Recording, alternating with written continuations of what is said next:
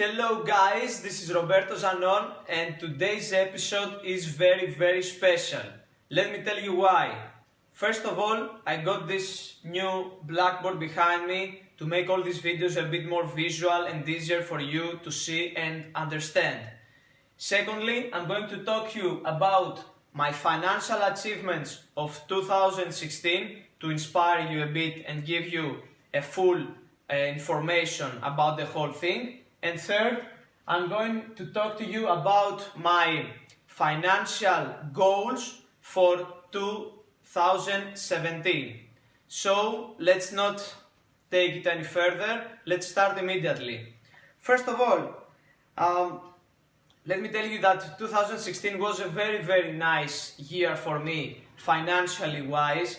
I almost doubled my income from the previous year, from 2015, in which I don't have the exact numbers, I didn't keep strict financial data back then, but roughly I was at about 20k in revenue, which I almost doubled, more than double actually, in 2016.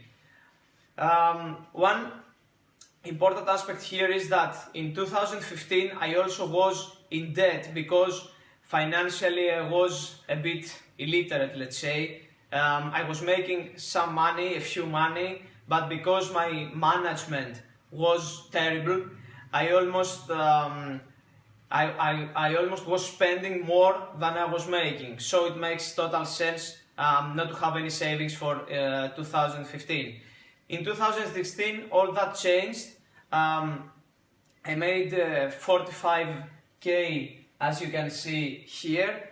My business expenses was roughly, let's say, half of it, and as you can see, that left me with a profit pre-tax of $22,000 for the whole year of 2016. This also tells us that Kindle publishing or online publishing and online businesses in general are very profitable because they have a nice level of margin. So if I had, let's say, a physical store like the pet shop I used to have, if I was making like 45k in revenue, maybe my profit would be $5, $6 or $7,000 or something like that. So as you can see, an online business has this very important advantage of having very nice profit margins. So after all, my personal expenses for the whole year was $6,000. That's about, let's say, $500 per month or something like that, which I consider to be very low. Of course, I own my house, I don't pay a rent. Most of my expenses are pretty much covered, so I have like a few expenses like going out or paying the bills or eating and all that. But of course 2016 was a very frugal year for me because I had to save a lot and reinvest a lot of my money that I was making out of Kindle publishing. So I could not afford to have, let's say, a luxurious lifestyle and all this. Let's move on.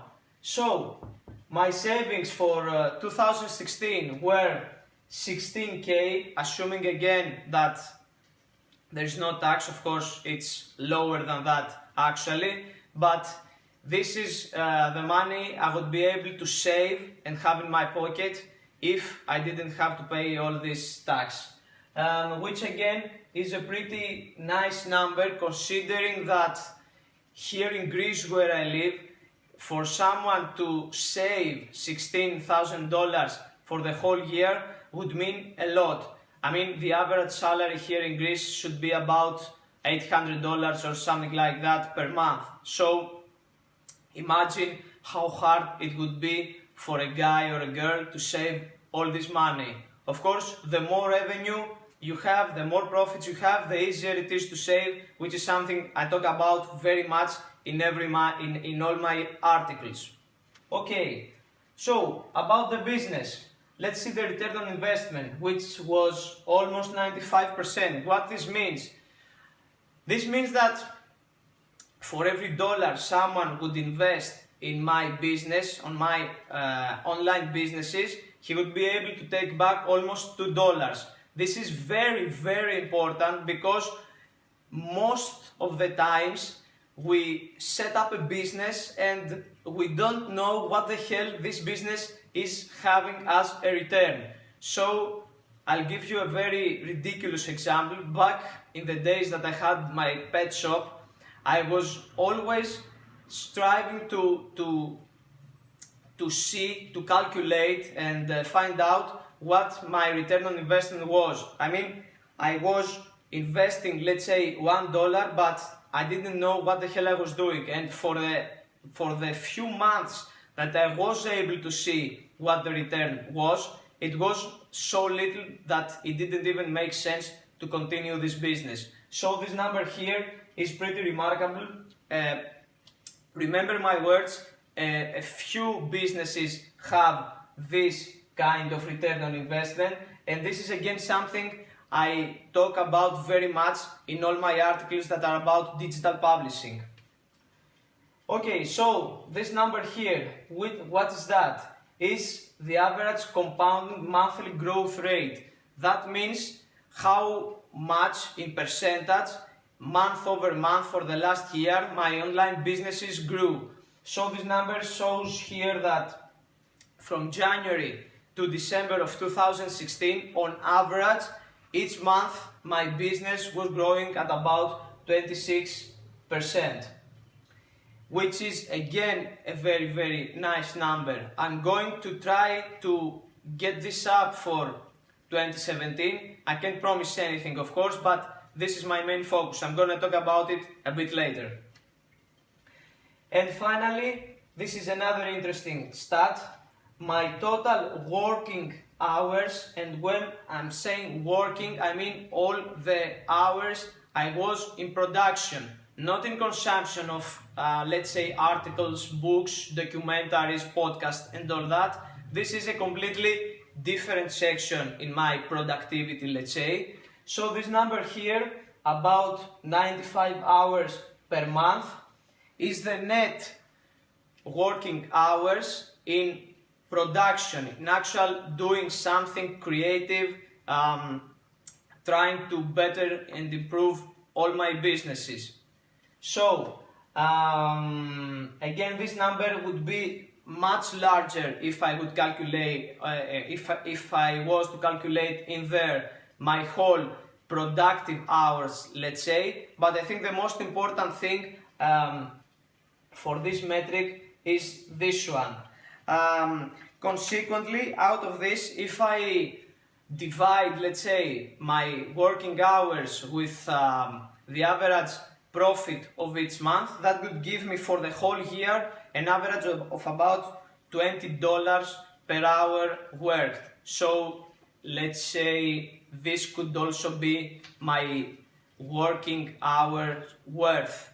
Of course, in special cases, you can't calculate it like that, but you get the whole idea. I mean, this is a general overview, a general, let's say, an average of the whole year and how things went. Alright, now that we've seen what I did financially wise in 2016, let's take a look at what my plans are for the next year, 2017. So like I have said in my website as well, for 2017, my main goal is to generate more than 100k revenue. This is from all my businesses online, not from digital publishing only, but I guess that let's say about 80 or 90% from this amount will come from digital publishing, which is my main focus.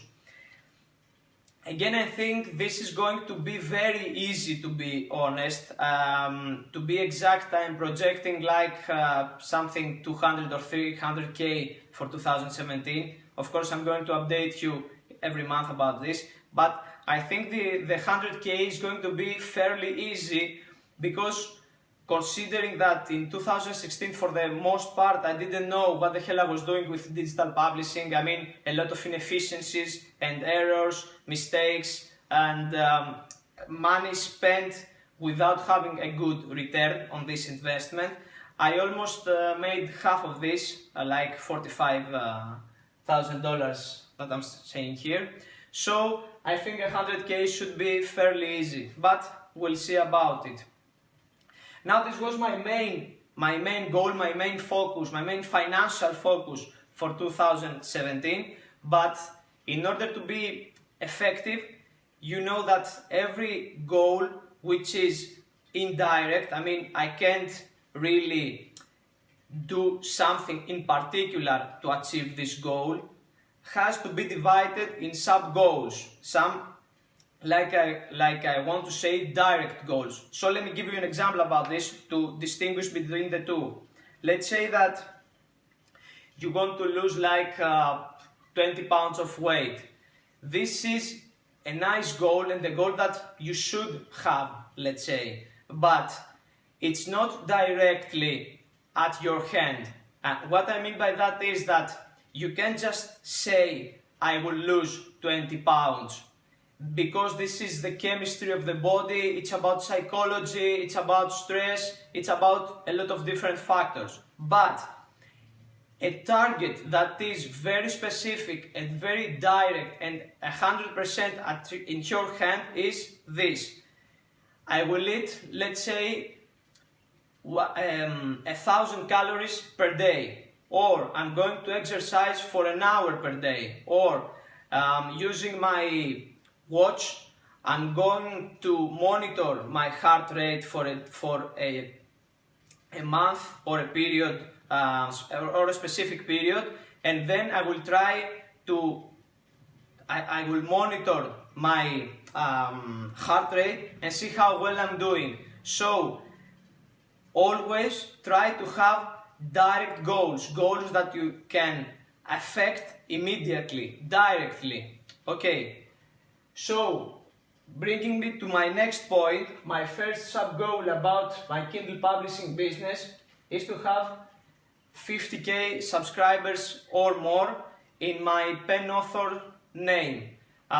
You know the process by now, I think. I have a few author pen names, and under these names I have some mailing list and an audience in general.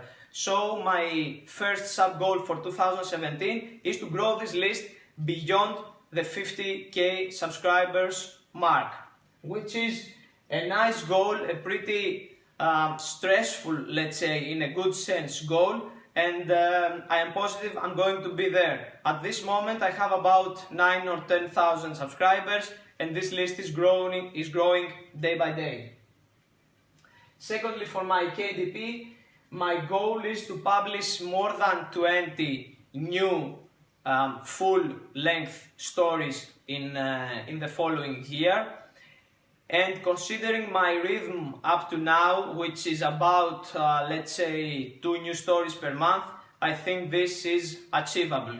If at some point I see that this is not effective, or I'm spending more money than I make, or the balance changes, I will revise my plan. But so far, my plan is for 2017 to publish 2 new full-length novels a month. About my second business venture, the AK Report, the reporting and monitoring tool about Kindle royalties, our goal, me and my partners, is to have 200 paid customers, or in other words, have an MRR, monthly recurring revenue, of about $2,000 per month.